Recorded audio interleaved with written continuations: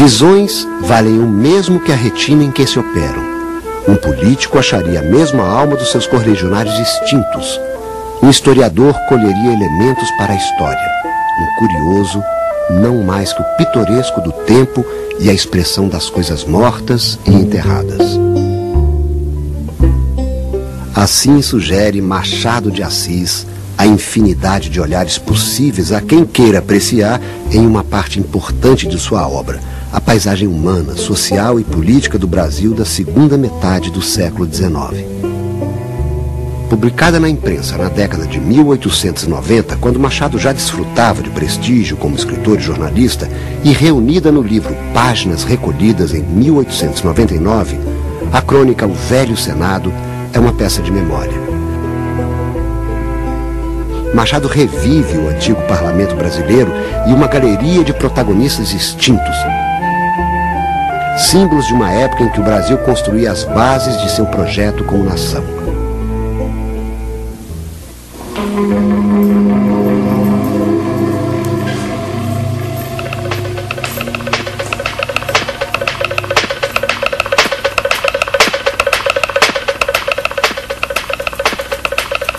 Inspirado nas litografias de Sisson, o autor recorda-se do Senado de 1860 e do início de uma longa experiência à roda dos jornais. Nesse ano, entrara eu para a imprensa. Abertas as câmaras, fui para o Senado como redator do Diário do Rio.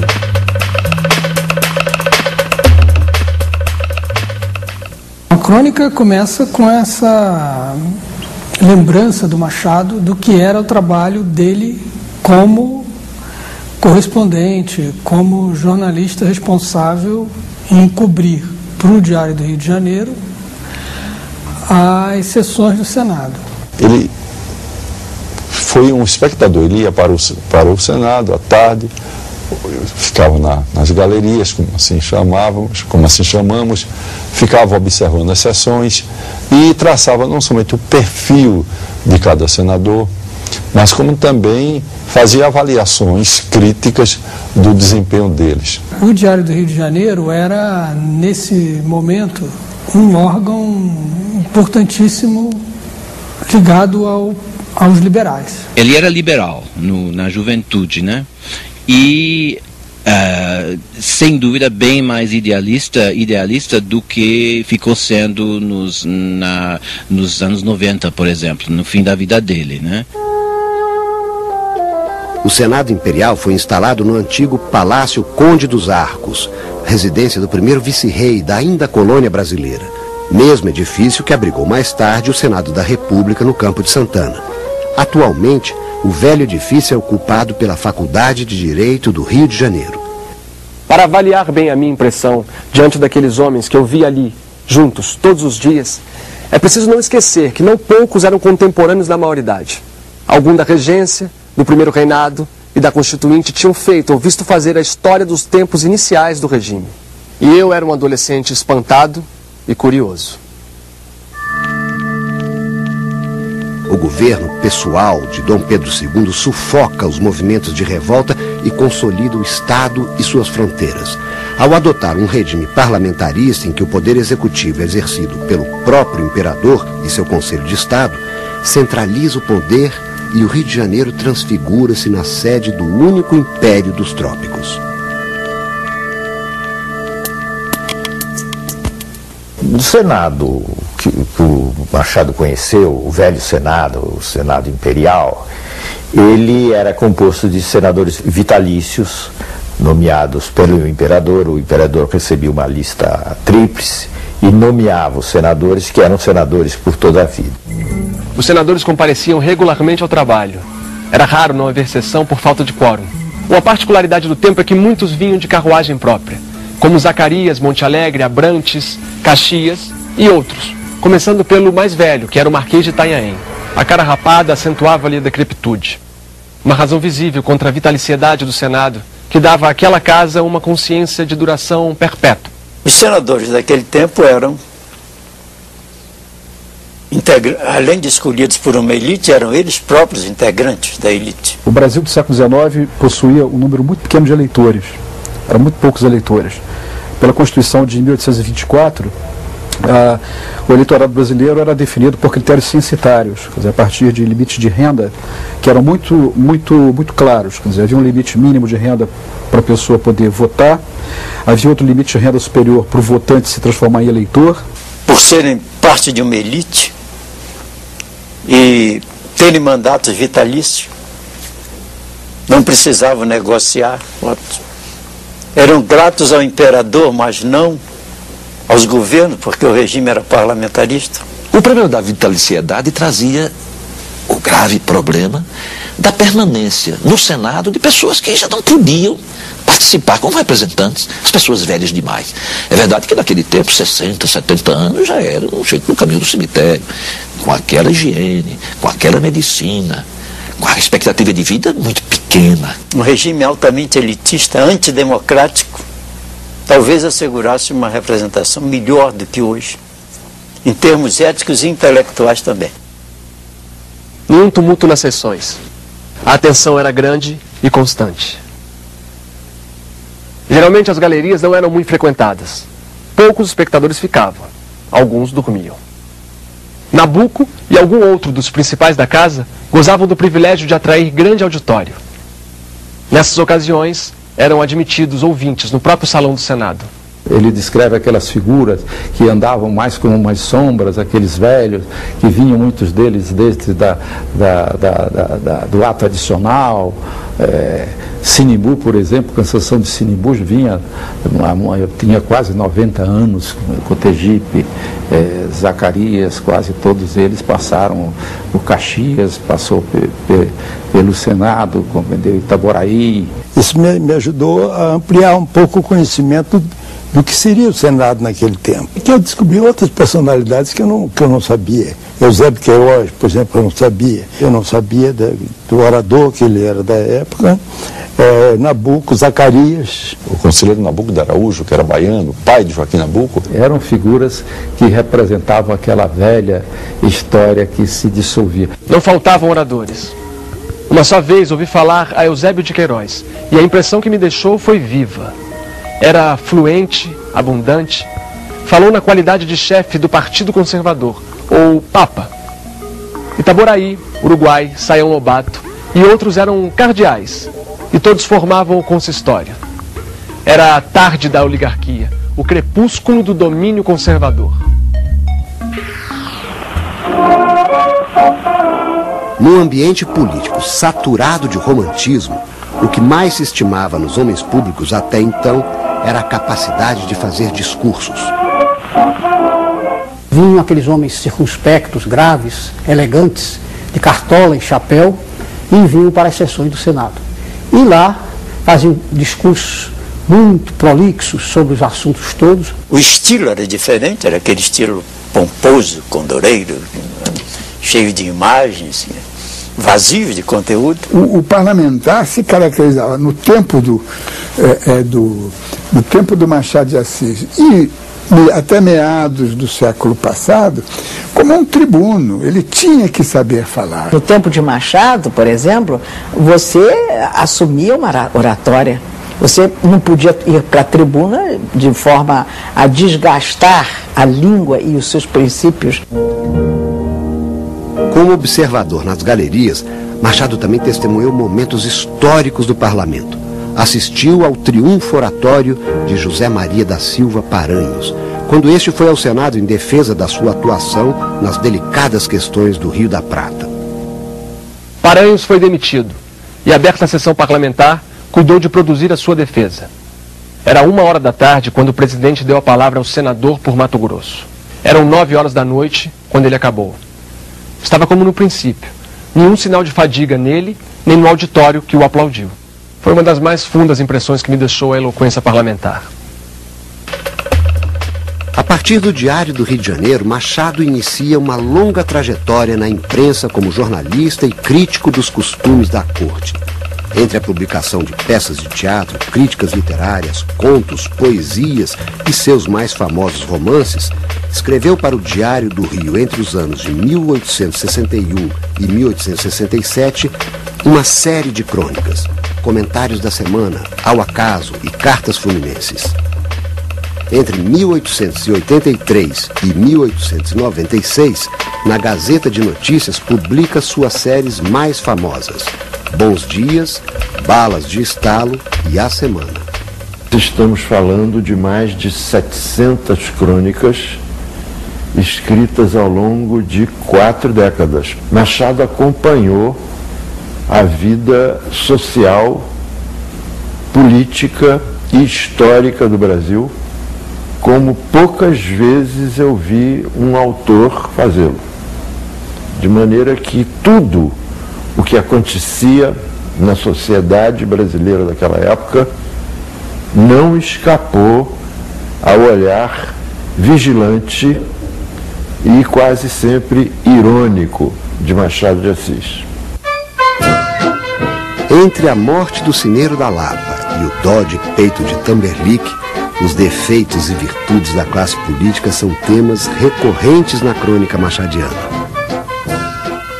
Com sua mordacidade, com seu espírito muito crítico, ele nem sempre tratava os senadores bem. É uma crítica de determinados hábitos políticos que permaneceram da corte portuguesa no Brasil. Esse caráter estamental, hierarquizado da sociedade do antigo regime, tinha correspondência numa etiqueta de corte, num cerimonial de corte.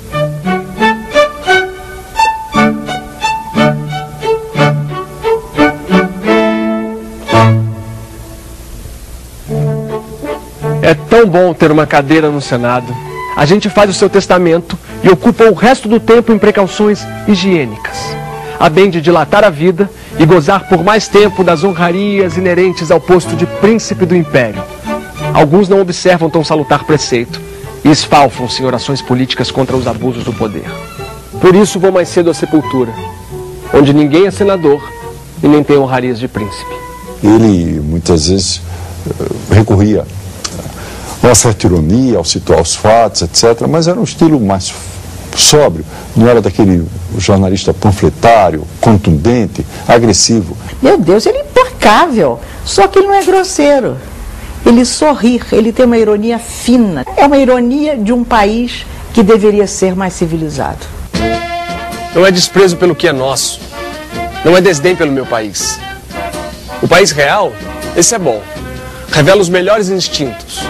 Mas o país oficial, esse é caricato e burlesco. A sátira de Swift nas suas engenhosas viagens cabe-nos perfeitamente. No que respeita à política, nada temos a invejar ao reino de líderes. Até recentemente havia esse interesse dos intelectuais de acompanharem o que se passa no nosso parlamento. Hoje, a TV Senado, a Rádio Senado e a televisão geral brasileira, ela passa aquela imagem do que está acontecendo no Senado em tempo real. Machado fez isso na página dos jornais. Passava também para a sociedade o que estava acontecendo no Senado, que era impossível de tomar conhecimento, não fora através da imprensa. Talvez ele tenha sido pioneiro da crônica parlamentar, tenha sido Machado. E naquela época, jornalismo e crônica, né, cronismo, se confundiam. Você não tinha a figura do repórter que faz um relato mais ou menos imparcial, isento, como no século XX. A imprensa era ainda também uma coisa de circulação muito restrita, mas de alguma forma isso ajudava a construir aquilo que hoje nós chamamos de opinião pública.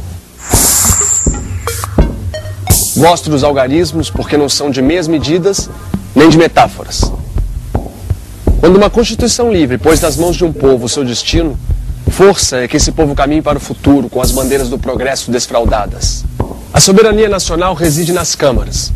A opinião pública deste país é o magistrado último, o Supremo Tribunal dos homens e das coisas. A isto responderá o algarismo com a maior simplicidade. A nação não sabe ler. Há só 30% dos indivíduos residentes nesse país que podem ler. 70% jazem em profunda ignorância. É não saber o que ele vale, o que ele pensa, o que ele quer. Até os anos 60, os jornais cobriam o plenário. Ali realmente as pessoas iam encontrar o que foi dito, o que aconteceu, realmente era o retrato do processo político em movimento. É muito interessante fazer essa comparação, aprofundando para o que seria a cultura política da época e a cultura ou incultura política de hoje. Se o Machado tivesse presente nesses tempos mais recentes do Senado, como é que ele descreveria, por exemplo, a presença do presidente Getúlio Vargas no plenário do Senado? O Machado tiraria um partidão desse Senado e se elegeu em 1945. Porque era um Senado constituído de Juracy Magalhães, Alberto Pasqualini, Daniel Krieger, Mendes Sá, Getúlio Vargas, Hamilton Nogueira, José Américo de Almeida. Se você se lembra de Afonso Arinos, de Pedro Aleixo, de Santiago Dantas. Ainda se fala muito no Senado, nos meus debates com Brossard. Pedro Simão me lembra um dos personagens que o Machado usava, que era o velho Nabuco, né? Pelo respeito que causava e tal, não no estilo oratório. O cronista no Brasil, ele não está mais tão perto do poder quanto ele estava na época do Machado de Assis. O Vilas Boas Correia, que é o decano da nossa crônica política, tem 60 anos de profissão, começou em 48, ele diz que hoje já não se cobre mais o parlamento.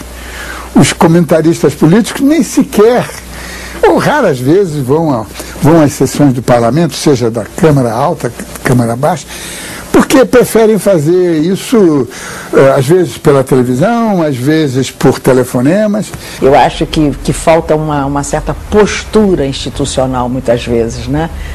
Na nossa legislatura atual, em geral, não é atual, em geral.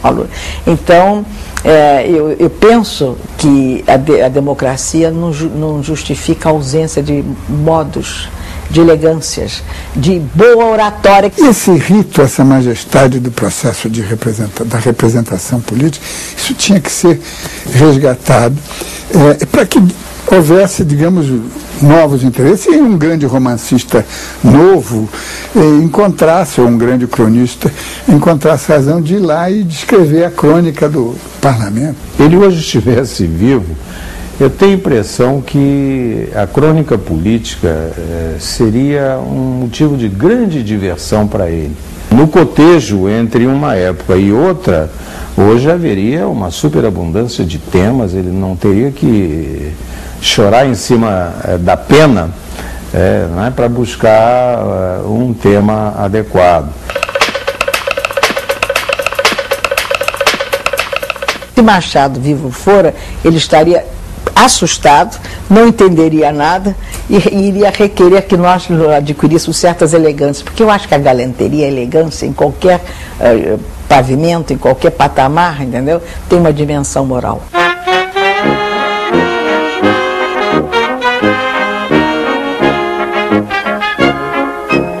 Uma coisa é a carta, outra coisa é o discurso. Um distinto candidato declarou em circular não ter ainda fixado seu programa de ideias, mas que dispensa o subsídio. A intenção do candidato é de certo reta e pura. Mostra que ele desdenha ouvir metal. Mas, em suma, trabalhar de graça não é uma ideia. Ou é uma triste ideia. Um deputado pode ser excelente sem ser gratuito. Creio até que as leis saiam mais perfeitas quando o legislador não tenha que pensar no jantar do dia seguinte. Seria uma câmara de tântalos.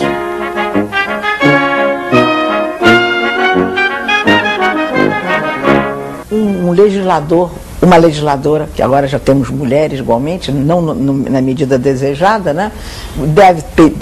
Ele tem que saber que ele também é um defensor fazer apologia de uma elegância cívica. Isso acho que nos falta muito, muito, muito. E quando falta elegância cívica, faltam razões políticas de defender o povo.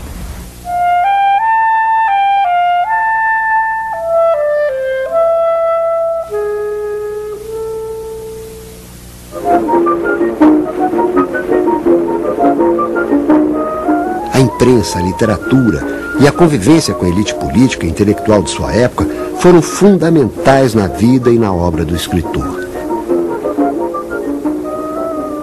Ninguém sabe o que sou quando rumino. A figura de Machado sempre me provoca uma indagação.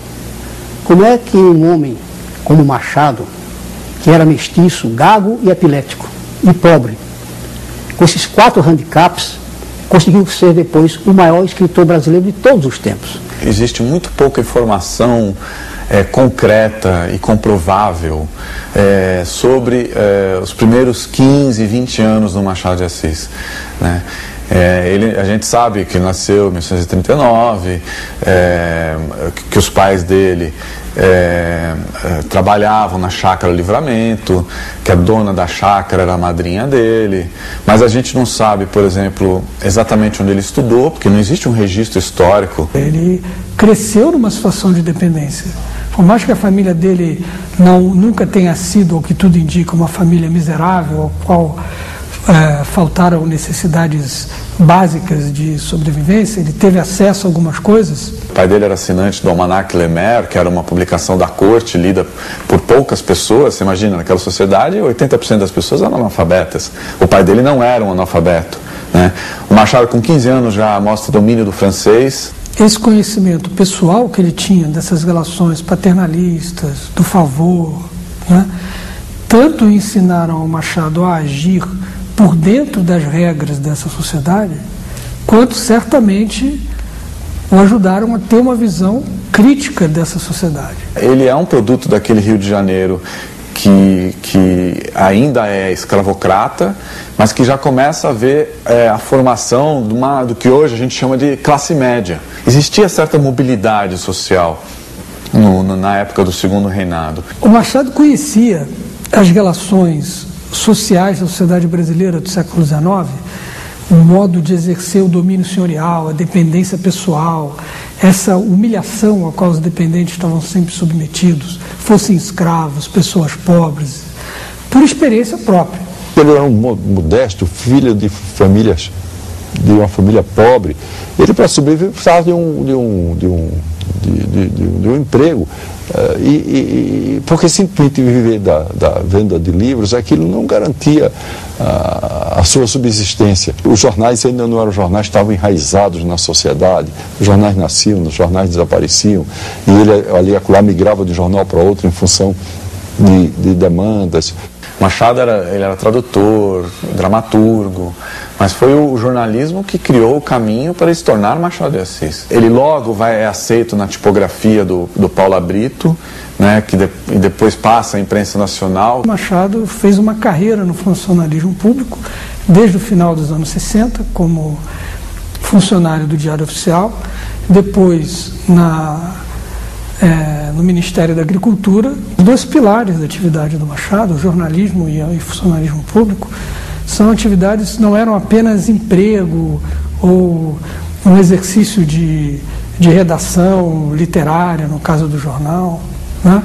O que havia de fato era a crença dele na importância dessas 2 atividades. Ele tinha uma visão muito idealista, voluntarista, convicta mesmo sobre a importância da imprensa nesse processo. Não só ele, mas vários outros jornalistas com os quais ele trabalhou muito de perto, compartilhavam essa ideia de que o papel fundamental da imprensa era formar um público cidadão, capaz de formar opinião e de intervir no debate. Houve uma coisa que fez tremer as aristocracias mais do que os movimentos populares. Foi o jornal. Hóstia social da comunhão pública. Depois uma reflexão. Um braço que se ergue, um palácio que se invade, um sistema que cai. Escritor funcionário público no Brasil não é uma exceção. Ao contrário, numa certa época era uma regra. O que era excepcional era o fato de que o Machado de Assis era um bom funcionário público. Ele vai galgando degraus como funcionário público, ele vai ganhando notoriedade como escritor, como tradutor, como jornalista. Machado, ele viu um mundo muito mais agitado e interessante do que a gente normalmente pensa. Era uma sociedade culturalmente agitada, intensa, inquieta, quer dizer, fornecia material para uma pessoa como Machado, com a visão aguda que ele tinha, de crescer intelectualmente. Luta de atletas, luta de pés, luta de cavalos. Agora vamos ter uma luta de escaleres. Uma regata em Botafogo à maneira inglesa. Uma nova companhia equestre e o teatro lírico. E diga-me se essa população não está ameaçada de morrer de uma indigestão de prazeres. Vive-se nas ruas, nos teatros, nos circos, um turbilhão. Ele teve contato com os melhores intelectuais do seu tempo. A geração dele é uma geração brilhante, né? Que tem Rui Barbosa, que tem Joaquim Nabuco, que tem Olavo Bilac, que tem Graça Aranha, Euclides da Cunha, né? E ele viu uma sociedade se transformando, quer dizer, ele pega um Rio de Janeiro escravocrata, depois vem o período da abolição, depois vem a decretação da República. O Rio de Janeiro, quando ele cresce, é iluminado a lampiões movidos a azeite, né? E quando ele morre, já tinha bonde elétrico, já tinha carro, já tinha cinema. Ao contrário de muitos de seus contemporâneos, entre o idealismo da juventude e o ceticismo da maturidade, Machado foi fiel aos seus princípios. Não fez da imprensa uma tribuna, mantendo-se a uma distância crítica do poder e da política, sem, no entanto, ausentar-se da história. Quando você coloca o Machado como alguém meio flutuando acima do tempo dele, é a maior mentira que se pode cometer sobre o Machado. Muitas pessoas, como a guisa de crítica, né, dizem que ele era excessivamente cauteloso, quase como se dissesse que ele ficava em cima do muro, que é uma noção tão equivocada da grandeza humana e desse retrato moral de Machado. O que estão reclamando era uma posição partidária, que é fugaz, efêmera. Ele tinha postura política.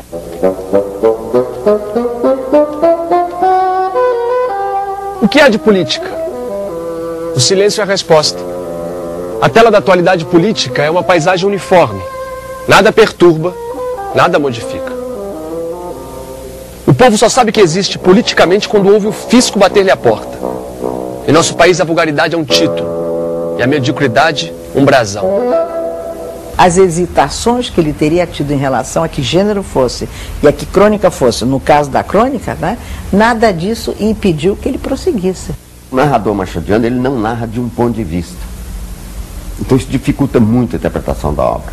Ele não veicula uma determinada ideologia. Ele encena o drama de várias ideologias em conflito e solicita do leitor uma reflexão crítica que o leve a decidir pelo sentido desse conflito ideológico. E o Silvio Romero interpretou essa mutação vertiginosa de ponto de vista do narrador como uma covardia moral, uma incapacidade de assumir um ponto de vista ideológico, de veicular uma ideologia. Quer dizer, seria um mulato maneiroso que está fugindo da responsabilidade. E isso graçou muito em torno de Machado de Assis. Ora, isso é uma falsidade enorme, porque o que ele estava utilizando pela primeira vez na literatura brasileira, na cultura brasileira, é o pensamento multiperspectivado. Você interpretar um fenômeno sob vários pontos de vista. Não te envolvas em polêmicas de nenhum gênero, nem políticas, nem literárias, nem quaisquer outras. O pugilato das ideias é muito pior do que o das ruas. Ele participou da fundação da Sociedade Abolicionista. Ele estava lá na primeira reunião da sociedade que foi fundada pelo Nabuco, Joaquim Nabuco, que era grande amigo pessoal dele, e por outros intelectuais da época. O Machado não numa posição de proa, assim, de ir, subir ao palco e fazer discurso e tudo mais, porque não era a natureza do Machado. A seção que ele chefiou durante muito tempo no Ministério da Agricultura cuidava, de um lado, do acompanhamento da questão das terras públicas e, por outro lado, a questão do acompanhamento do processo de emancipação dos escravos. É possível perceber a convicção do Machado de que era fundamental submeter o poder privado dos senhores, os interesses privados, né, ao domínio público. Ele achava que a abolição não era senão a mudança de um regime de exploração direta pela escravidão para um outro regime de exploração. Ele viu que a abolição interessava muito mais aos brancos do que aos negros, digamos, né? Não era nenhuma revolução. Machado não tinha ilusões, por exemplo, de que uma transformação social do quilate, de uma superação da escravidão, pudesse ser feita a partir da vontade dos senhores de escravos de abrir mão de sua propriedade. Porque ele era sempre muito crítico, mas sempre crítico de uma forma muito irônica, muito oblíqua, né? O Machado nunca era um cara muito explícito assim.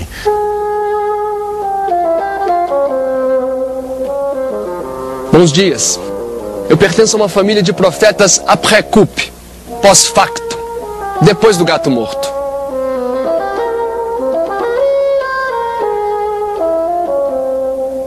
Toda essa história da lei de 13 de maio estava por mim prevista. Tanto que na segunda-feira, antes mesmo dos debates, tratei de alforriar um molecote que tinha. No dia seguinte, chamei Pancrácio e disse-lhe com rara franqueza: "Tu és livre. O meu plano está feito. Eu quero ser deputado. Os homens puros, grandes e verdadeiramente políticos não são os que obedecem à lei, mas os que se antecipam a ela. Dizendo ao escravo, és livre, antes que o digam os poderes públicos, sempre retardatários, trôpegos e incapazes de restaurar a justiça na terra para a satisfação do céu." Ele chega a dizer uma frase que deixou indignada muita gente aqui no Rio de Janeiro. Ele disse que foi abolido o preto, falta abolir o escravo. A abolição era muito bem-vinda, mas ela era uma parte do trabalho, né? O negócio era você criar uma sociedade que gerasse empregos e que assimilasse essas pessoas no que hoje a gente chama de cidadania. Até hoje a gente não consegue a tal inclusão social. Machado já falava disso lá atrás, né? 140 anos atrás, né? Houve sol, e grande sol naquele domingo de 1888, em que o Senado votou a lei que a regente sancionou, e todos saímos à rua. Sim, também eu saí à rua. Eu, o mais encolhido dos caramujos. Também eu entrei no préstito, em carruagem aberta. Todos respiravam felicidade, tudo era delírio. Verdadeiramente foi o único dia de delírio público que me lembro ter visto. O período mais frutífero do Machado, como cronista, ele viveu na Gazeta de Notícias, né? Nos anos 80. Foi um período de grandes conflitos políticos, de guerra do Paraguai, enfim, de debate entre republicanos e monarquistas. José Galante de Souza, o grande bibliógrafo de Machado de Assis, encontrou uma série de crônicas anônimas na Gazeta de Notícias, justamente dos anos 1888 e 89. São as crônicas de Bons Dias. Eram principalmente anônimos. Na época, ninguém desconfiou que fosse Machado. E ele tomou algumas medidas concretas para que as pessoas não soubessem.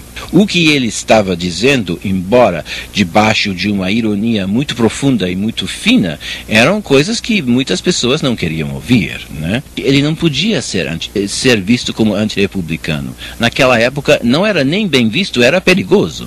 E Machado foi denunciado depois, acho que em 94, ele foi denunciado como anarquista, né? Então ele tinha que tomar muitos cuidados. Vossa Excelência terá desejo de saber quem sou. Diluei em poucas palavras. Se a velhice quer dizer cabelos brancos, se a mocidade quer dizer ilusões frescas, não sou moço nem velho. Estou tão longe da infância como da decrepitude. Não sou alto nem baixo. Não sou votante nem eleitor. Quanto às minhas opiniões políticas, tenho duas. Uma é impossível, a outra realizada. A impossível é a República de Platão. A realizada, o sistema representativo. Se a gente verificar a Europa, a queda das monarquias com a implantação das repúblicas, então a gente verifica que é um momento extraordinário de emancipação, onde vem a ascensão do terceiro estado da burguesia, onde vem a limitação do poder, por exemplo, da aristocracia, uma grande conquista social. Mas no Brasil não. Machado percebeu que no Brasil a burguesia não cumpriu esse papel de desestabilizar, por exemplo, a aristocracia e dar um avanço em conquistas sociais. Machado era o que se chamaria na época monarquista liberal. Ele não era republicano, mas ele também não era conservador. E ele queria que a monarquia,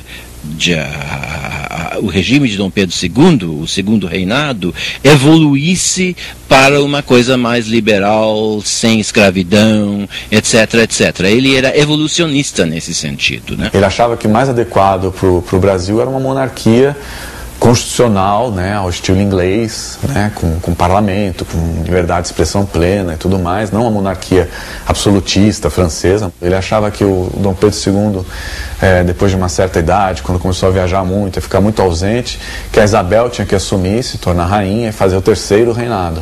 Eu peço aos deuses que afastem do Brasil o sistema republicano, porque esse dia seria o do nascimento da mais insolente aristocracia que o sol jamais alumiou. Ele, tal como o Joaquim Nabuco, se assustou um pouco quando veio o golpe dos republicanos e a república se instalou no Brasil e acabou logo aceita e assimilada, né? A república até hoje é um mistério, né? Um sistema político de mais de 100 anos, de 60 anos, 22 até 89, quer dizer, portanto, 77 anos, cai em menos de 48 horas, de 24 horas. O imperador desce de Petrópolis, chega no Paço, é comunicado, quase que imediatamente se dirige ao Cais Farrux, pega o barco lá, é levado para o navio e vai embora. Quer dizer, nenhuma reação, nada. Quer dizer, foi a derrubada de regime mais fácil da história da humanidade. Quem tinha uma vocação revolucionária dizia que ele era um reacionário. Dentro da formação ideológica do tempo. Você fala muito no pessimismo do Machado, né? Ele tem o pessimismo da inteligência, não que ele não acredite no otimismo da vontade, né? Mas ele tem o pessimismo da inteligência. Ele escreveu uma crônica e nessa crônica ele colocou uma frase que é a seguinte: o problema do Brasil não é monarquia nem república, é oligarquia absoluta.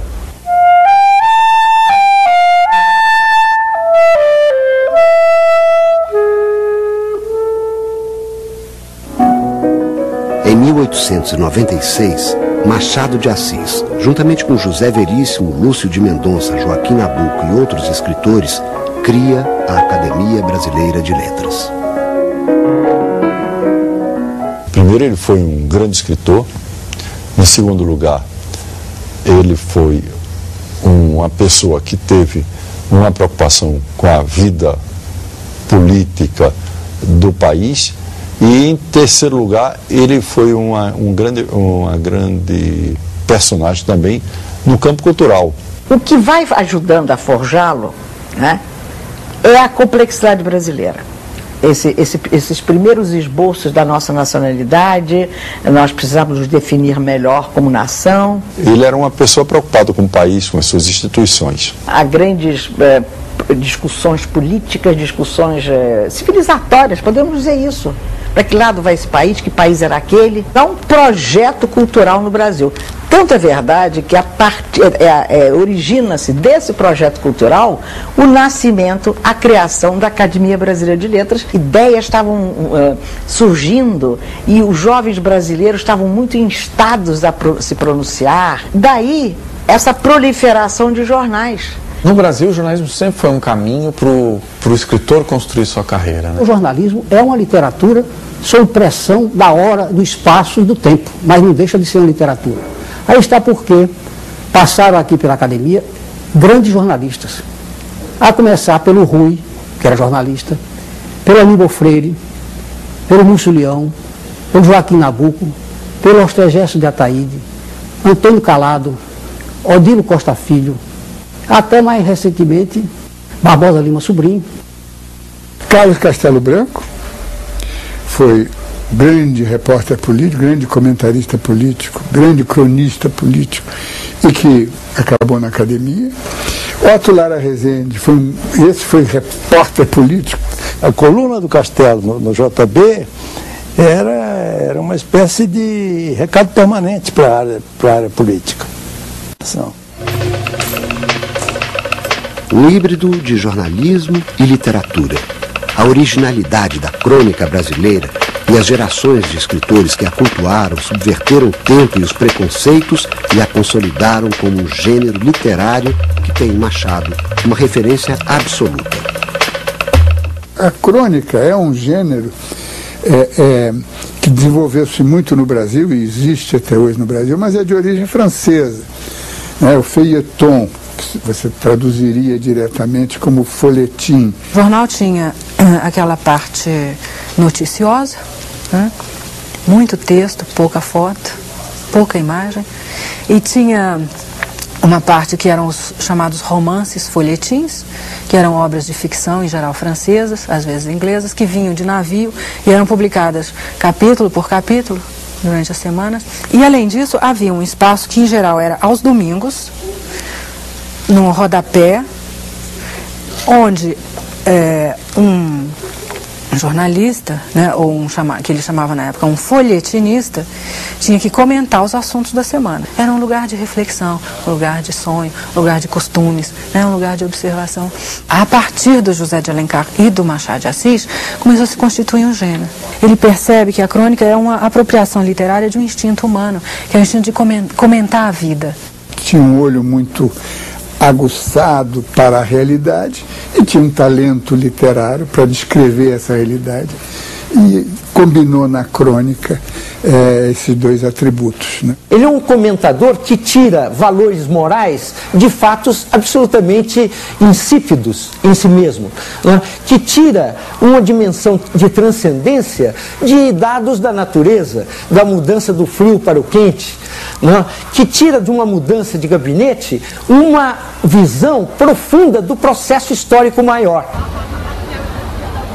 Tempo de guerra, mentira como terra. O grande laboratório era a Rua do Ouvidor. Nessa rua faz-se e desfaz-se mais depressa um gabinete do que eu escrevo essa crônica. Já me aconteceu ter notícias de 3 ministérios entre a Rua da Quitanda e o Ponto dos Bondes. No Brasil, realmente é um fato espantoso que a crônica, tendo vindo de uma visão, como disse o Antônio Cândido, ao rés do chão, né, tenha sido capaz de captar tanta coisa importante da vida brasileira. Não só em termos do nosso modo de ser, das nossas manias, dos nossos vícios, e dos nossos sentimentos mais sem nome, mas também captar a alta poesia que ela é capaz de captar muitas vezes. Isso nunca constitui um gênero. E hoje constitui, é um gênero. Você vê livros de crônicas, né? Existe um formato, existe o cronista por excelência, que é o Rubem Braga. Ele foi só cronista, né? Ele não tem romance, ele não tem conto, não tem poesia, ele é o cronista por excelência. E ele é o auge, assim, quer dizer, eu acho que foi ele o grande paradigma, né? Mas tudo vem ali, né? De toda essa história. Todos os cronistas modernos beberam, né? Bebem no Machado de Assis. Por ser um gênero muito democrático, né? Quer dizer, muito aberto, tudo, né? Você pode fazer na crônica. Dá para falar da visão que tem o cronista de alguma coisa que está acontecendo, mesmo que essa coisa não seja relevante do ponto de vista factual, mas que seja relevante do ponto de vista emocional, né? A crônica, ela não pode ser grave, ela pode falar até de assuntos graves, mas ela não pode ser solene, né? A solenidade acaba com a crônica, né? O contato com a realidade que a crônica permitia é um dos lados que compõem esse processo, né, que ele vai enfrentando na maneira de ver o mundo e na maneira de figurar esse mundo literariamente. A melhor lição dele, o legado dele, a meu ver, é que mostrar que a crônica é um gênero que se trabalha com a sensibilidade, né? Muito mais do que com a razão. As metáforas do Machado falando de crônica são todas sensoriais, né? Ele fala, um texto dele muito conhecido. O folhetinista é a fusão admirável do útil e do fútil. O parto curioso e singular do sério consociado com o frívolo.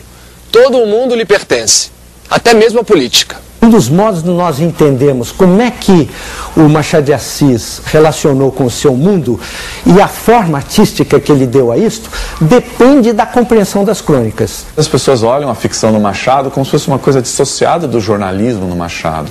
E não é. O Uma coisa dialoga com a outra intensamente. Há aspectos da atitude do narrador e procedimentos de construção e mesmo de visão da realidade, né, que estão articuladas, esses procedimentos estão articulados nas crônicas e são uma ponte para a gente entender os demais gêneros. A crônica era, sobretudo, importante pela liberdade que dava a ele. Quando você lê os primeiros romances, por exemplo, os romances dos anos 70, às vezes são bastante chatos, porque Machado tinha que se ater a uma regra, a uma convenção, a um romance como se devia escrever. A crônica ela é importante no Machado como técnica e ela é importante como captação de um mundo que se transforma cada vez mais de uma forma acelerada. Crônica você pode ser mais brincalhão, você pode ser mais irônico. Ele acompanha essa aceleração do tempo, que significa a chegada das modernidades, né? Tannhäuser e bondes elétricos. Temos finalmente na Terra essas grandes novidades.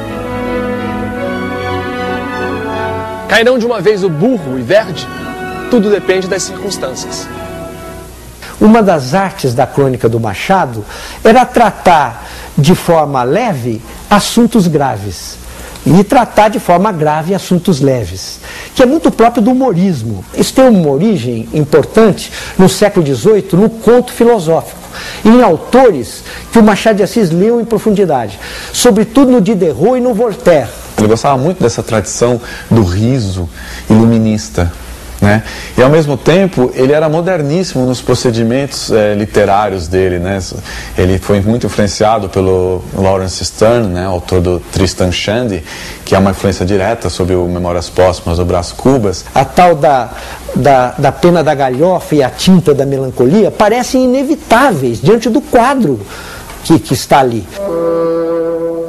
O senhor deputado Penido censurou a Câmara por lhe ter rejeitado 2 emendas. Uma que mandava fazer desconto aos deputados que não comparecessem às sessões. Outra que reduzia a importância do subsídio. O subsídio não é vencimento no sentido ordinário, pro labore. É um modo de suprir as necessidades do representante. O fato de não ir à Câmara não quer dizer que não trata dos negócios públicos. Em casa pode fazer longos trabalhos e investigações.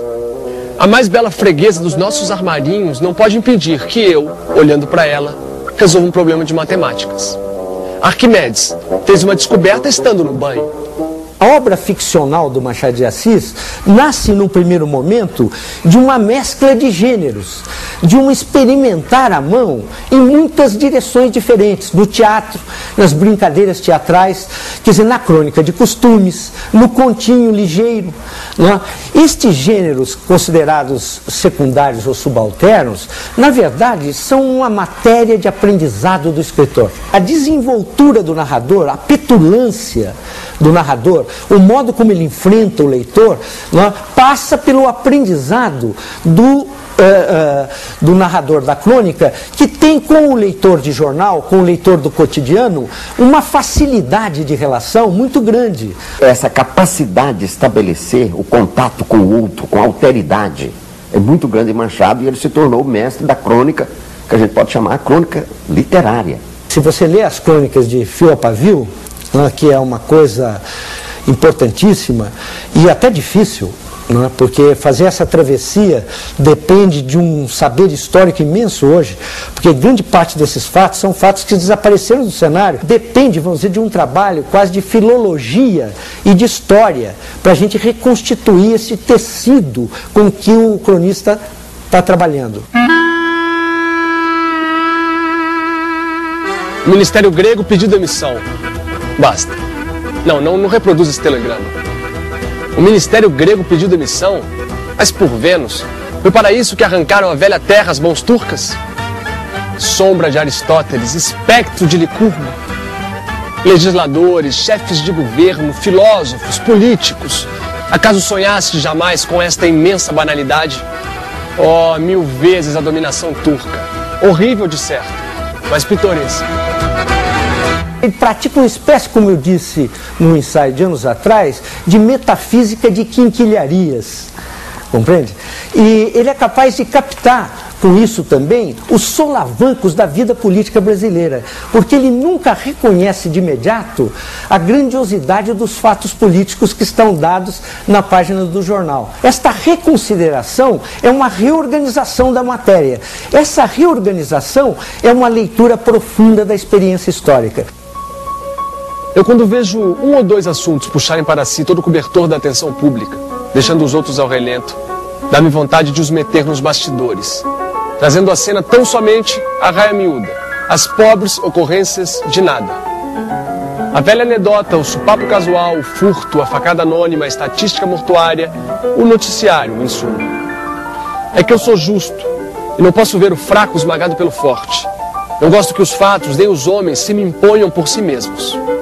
Os fatos, eu é que usei de declarar transcendentes. Os homens, eu é que usei de aclamar extraordinários.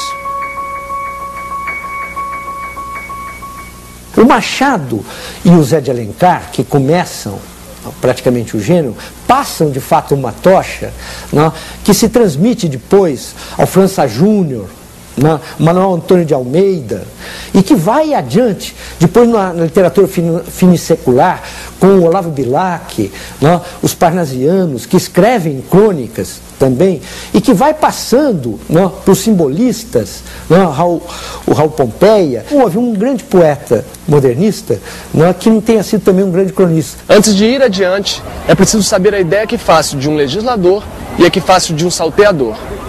O legislador é o homem deputado pelo povo para votar os seus impostos e leis. É um cidadão ordeiro. Redige, discute, vota as regras do governo, os deveres do cidadão, as penas do crime. O salteador é o contrário. O ofício deste é justamente infringir as leis que o outro decreta. Tem por gosto, prática e religião tirar a bolsa aos homens e, se for preciso, a vida. Foge naturalmente aos tribunais e, por antecipação, aos agentes de polícia. Uma espingarda, um punhal, olho vivo, pé leve e mato.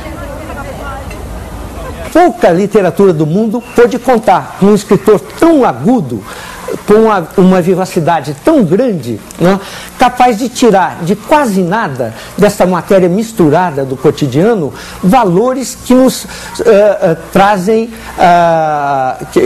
que nos obrigam à reflexão até hoje. Imaginai com que alvoroço li esta notícia de uma de nossas folhas. Na Grécia, foi preso o deputado Tales e expediu-se ordem de prisão contra outros deputados por fazerem parte de uma quadrilha de salteadores que infesta a província de Tessália. Sim, essa mistura de discurso e carabina, esse apoiar o ministério com um voto de confiança às 2 horas da tarde e espreitá-lo às 5, à beira da estrada, para tirar-lhes o resto do subsídio, não é comum nem rara, é única. As instituições parlamentares não apresentam em parte nenhuma esta variante. Não é o fato dele estar adiante do seu tempo, mas o fato dele nos ajudar a pensar o nosso próprio tempo, pela capacidade que ele tem de transmitir a complexidade do dele.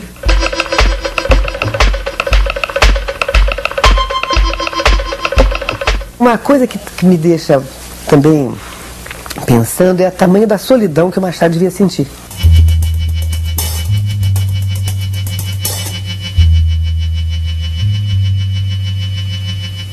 Machado é um homem complexo por isso.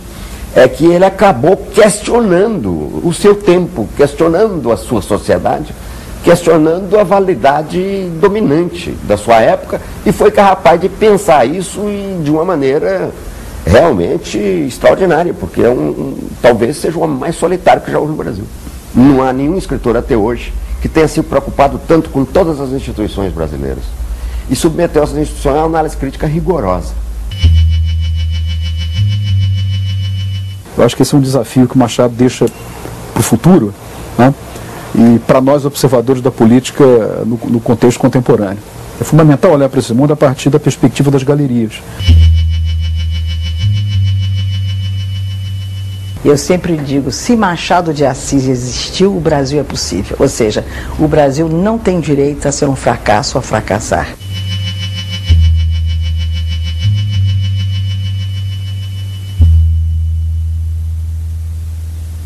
O Machado é um gênio, mas não é um gênio tribal. Porque é um gênio tribal, né? Pode haver. Ele é um gênio canônico. institucionalizado. É um gênio em qualquer instituição humana, em qualquer trajetória civilizatória. Escrever para ele era uma natureza profunda, né? Ele era um animal escritor, era um animal criador, um animal artista. Abatido por um longo período de doenças, Machado morre no dia 29 de setembro de 1908. Foi consagrado em vida como expressão de sua época e exceção a ela.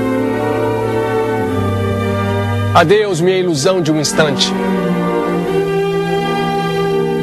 Tudo continua a ser velho. Nihil sub sole novum.